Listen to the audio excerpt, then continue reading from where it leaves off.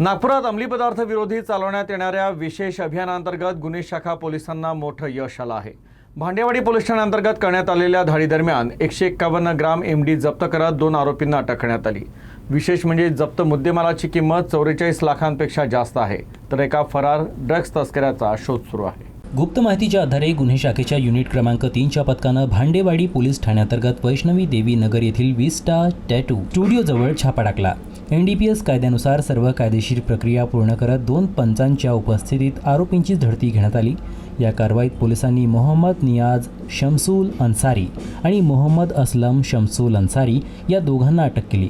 त्यांच्या ताब्यातून 151 gram MD, 2 mobile phone, electronic वजन काटा, रोख रक्कम, 1 होंडा सिटी कार आणि 1 दुचाकी असा तब्बल 44 लाख रुपयांचा मुद्देमाल जप्त करण्यात आला। पोलिसांच्या चौकशीत या अंमली पदार्थाचा पुरवठा करणारा फरार आरोपी विशाल उर्फ फल्ली गुप्ता याचे नाव समोर आले असून त्याचा पोलीस शोध घेत आहे। अटक करण्यात आलेल्या दोन्ही आरोपींवरही यापूर्वी अनेक गंभीर गुन्हे दाखल असल्याची माहिती समोर आली आहे। एका आरोपीवर NDPS कायद्याअंतर्गत गुन्हा दाखल करण्यात आला असून दुसऱ्यावर खुनाचा गुन्हा न्यायप्रविष्ट आहे, तर फरार आरोपी विशाल उर्फ फल्ली गुप्ता याच्या विरुद्ध खुनाचा प्रयत्न, अपहरण, दरोडा तसेच आर्म्स ॲक्ट अंतर्गत अनेक गंभीर गुन्हे दाखल आहेत।